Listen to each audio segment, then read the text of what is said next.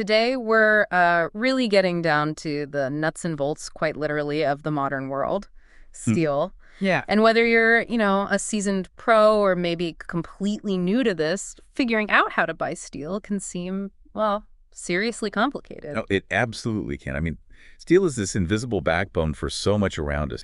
Huge buildings, tiny little components and gadgets. Yeah. We rely on it constantly. And that's exactly why we're doing this today. Okay, let's kick things off then. Our guide seems to break down steel buying pretty logically. And the very first step, it sounds obvious, but Right. figuring out precisely what you need. Absolutely crucial. Defining your exact application. What's this steel actually going to do? Right. Is it like for a big construction project where you need serious strength? Uh-huh. Or maybe automotive parts needing specific alloys? Or, other engineering stuff with unique demands? So it's not just, I need steel, it's the job it has to do. And that then leads straight into the next question, which is, what kinds of steel? The guide mentions 4 main types: carbon, stainless, alloy, and tool steel. Okay, so knowing the application really narrows down the type, but then it gets even more specific, doesn't it? The specifications. Mhm. It's not enough to just say carbon steel. Definitely not. You've got to nail down the details. What Yeah. size? What thickness? Which shape are we talking? Beams for structures, sheets for fabricating something, maybe rods for concrete reinforcement. And what specific grade of steel does your project demand? These details are, well, they're non-negotiable if you want the right material. Okay, and here's a really useful tip from the guide, actually. It says, if you're a bit unsure about the exact grade or maybe the finish you need, don't guess. Ask the supplier. That's really smart advice. A good supplier, a knowledgeable one, should be able to guide you based on what you tell them about the application. Much better to ask up front than, get a delivery of the wrong stuff. Definitely avoids headaches later. Okay, so that's step 1. Step 2 takes us a bit deeper into those grades and types. We touched on it, but the guide really hammers home this point. There's no one-size-fits-all steel. And it's worth hammering home. Seriously, using the wrong steel can lead to some pretty major problems. Structural issues in buildings, machinery wearing out way too fast. Right. It really impacts the lifespan, the safety, everything about your project. It's a critical decision. The guide gives more concrete examples, too. Carbon steel, like you said, the workhorse. It mentions bridges, skyscrapers, railway lines, places where sheer strength is key. Precisely. That inherent strength handles the heavy loads. Yeah. Then stainless steel, as we mentioned, for those corrosive environments. Think sterilizable medical instruments or, your kitchen sink and pans. Resists that rust and staining. And alloy steel gets the nod for tougher jobs, maybe high-performance tools, car parts. The guide points out adding elements like chromium and nickel is what gives it those specialized properties. Yeah, those additions fine-tune it. And then tool steel for manufacturing. It has to stand up to incredible stress, incredible heat, while it's shaping other materials. It needs to be super tough. So yeah, getting this wrong isn't just inconvenient, it could be genuinely costly or even dangerous. Really underlines why understanding these differences matters. Okay, so we know what we need, we understand the basic types. What's next? Finding someone to actually sell it to us. Exactly. Yeah. Step 3, finding a reliable steel supplier. This is another crucial piece. The guide suggests looking at several key things when you're choosing. Let's break those down. First one, reputation. Seems obvious, right? You want someone trustworthy. What should you be looking for? Well, you need to do a bit of digging. Check online reviews, testimonials if they have them. How long have they actually been in business? A solid long track record usually says something positive. Makes sense. Also, think about their range of products. Does the supplier offer a good variety of steel types and grades? Having someone who can cover different needs might be useful long term. Logistics comes up next. That seems like a biggie. If the steel doesn't show up on time. Your whole project can stall. Yeah, on-time delivery is absolutely critical for keeping things on schedule, keeping costs under control. And price transparency. Yeah, you need clear quotes. Competitive, yes, but mainly clear. No hidden fees buried in the small print, just straightforward pricing. And customer support, too. Knowing they'll actually help if something goes wrong. Definitely. Reliable support can be a lifesaver if there's an issue with the order or the delivery. All these things together build that picture of a good, reliable supplier.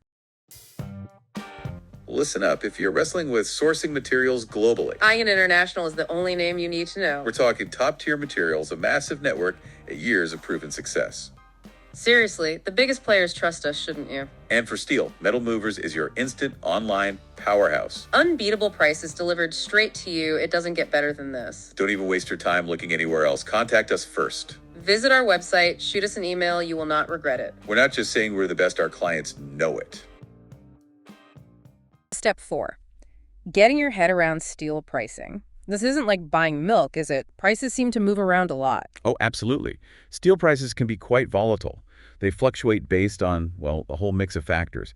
For instance, the cost of the raw materials themselves. Like iron ore and coal. Exactly. If those go up, the steel price usually follows. That's a direct input cost. Makes sense. What else pushes prices around? Basic economics, really. Supply and demand. If lots of people want steel and there isn't enough to go around, prices tend to climb. Uh-huh. Conversely, if there's a glut of steel on the market, prices might drop. And then there is the bigger picture things. Global market trends.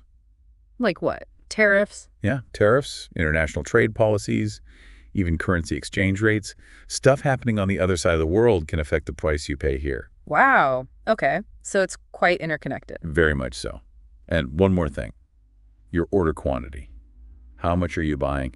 Usually buying in bulk gets you a better price per ton or per unit. Economies of scale. Right. So the guide suggests keeping an eye on these market trends might help you buy smarter. Yeah, that's a good point. If you have some flexibility, understanding these price drivers might help you time your purchases a bit better, potentially saving some money. Okay. Step 5. Actually asking for quotes and placing the order. What info do you absolutely need ready at this point? Okay, when you ask for a quote, clarity is king. You need to be super specific. This goes back to step 1, defining your needs. You need the exact steel type, the specific grade, all the dimensions, thickness, width, length, and the shape. Right. All those specs we talked about. All of them. And, of course, how much you need the quantity, plus the practical stuff. When do you need it delivered, and where does it need to go? Got it. Timeline and location. Any other special requests, too, right? Like finishes or custom cuts. Exactly. Anything non-standard needs to be clearly stated up front. The more detail you provide, the more accurate the quote will be and the smoother the process. It's metal movers again here. You can sort of add products to a cart on their site and then get quotes from their whole network over 300 suppliers. Yeah, that sounds like it centralizes things quite a bit. Instead of sending out loads of individual emails or making calls, you put the request in one place and it goes out to their network. Should definitely be more efficient. Seems like it. Now for step 6, which is crucial and shouldn't be skipped. Inspecting the delivery. Oh, absolutely vital. This is your chance to make sure you actually got what you paid for and that it's in good condition. It's a key quality control step. Don't just sign off without checking. So what are the main things you should be looking for when that truck pulls up? First off, dimensions. Get the tape measure out, literally. Check the lengths, the widths, the thicknesses. Do they match exactly what was on your purchase order? Okay, measure twice. Or at least measure once carefully. Exactly. Then give it a good visual check. Look over the surface quality, any obvious signs of damage that might have happened in transit. Look for rust, big dents, cracks, deep scratches, that sort of thing. Right. And the guide also mentions asking for mill test reports, or MTRs. What exactly are those? Why are they important? Okay, think of an MTR as the steel's birth certificate, direct from the mill that made it. Ah. It details the results of tests done on that specific batch of steel. Its chemical composition, its physical properties like tensile strength, yield strength. It basically proves that the steel meets the specs for the grade you ordered. So it's documented proof of quality and composition. Precisely. Requesting and checking these MTRs give you real assurance you're getting the right stuff. Metal Movers tends to work with suppliers who provide this kind of certified high-grade material, which adds another layer of confidence. Yeah, that pre-vetting sounds helpful. Okay, that brings us to the final step, step 7, the move towards digital in steel buying. The guide talks about online platforms changing how things are done in this, well, traditionally quite offline industry. What are the main upsides of going digital here? Well, the shift offers some pretty compelling advantages. For one, potentially much faster response times. Instead of waiting days for quotes via email or playing phone tag, Right. online platforms can really speed up that whole communication and quoting process. And being able to easily compare quotes from different suppliers all in one place, that seems like a massive benefit for getting competitive prices. Huge benefit. That transparency and ease of comparison really empower you as a buyer. You can see the different offers side by side, make a more informed choice, and hopefully get a better deal. Uh-huh. It really sounds like these digital tools are aimed at making the whole sourcing process smoother, more efficient, and maybe putting more control back in the buyer's hands. By centralizing information, automating some steps, giving access to a wider supplier network. Yeah. Platforms like Metal Movers are definitely trying to modernize steel buying, make it less of a logistical puzzle. So, wrapping up our deep dive on buying steel, a few key things really stand out, don't they? It starts with being absolutely crystal clear on your specific needs, what's it for? Yep, foundation first. Then really understanding the different steel types and grades to avoid those potentially costly mistakes we talked about. Crucial knowledge. Finding a reliable supplier is huge, looking at their reputation, what they offer, logistics, price and clarity, customer support. All important factors. And finally, maybe considering these digital platforms as a way to streamline the whole journey. That's a great summary. You know, buying steel doesn't have to be this overwhelming, opaque thing. If you follow these kinds of steps, use the resources available, you can approach it with a lot more confidence. As Metal Movers, one potential solution that tries to bundle many of these benefits.